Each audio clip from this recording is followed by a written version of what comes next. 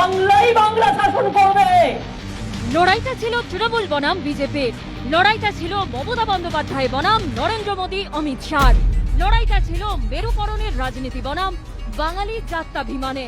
ভোটের ফলেই পরিষ্কার বাংলার মানুষ কোনটা বেছে নিয়েছেন।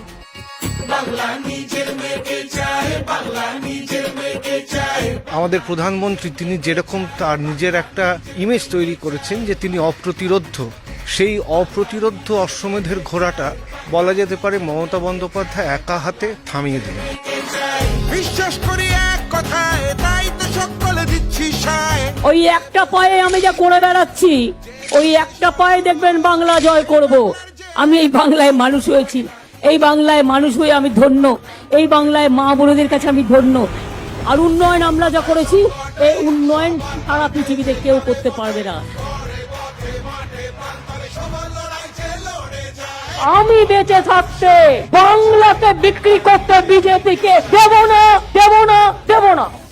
আমাকে যখন ডাবল ইঞ্জিনের কথা বলা হয়েছিল, আমি বলেছিলাম ডাবল সেঞ্চুরি করবই, এবং আজকে আমরা এই জন্য মানুষকে ধন্যবাদ জানাচ্ছি। বাংলার জয় হয়েছে, বাংলার মানুষের জয় হয়েছে, বাংলার মা বোনের জয় হয়েছে, বাংলার ভাই বোনদের জয় হয়েছে, সম্প্রীতির জয় হয়েছে, সংহতির জয় হয়েছে।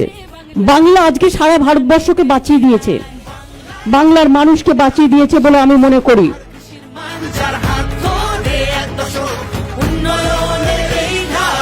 সত্যি খেলা হয়েছে এবং খেলা শেষে আমরা জিতেছি।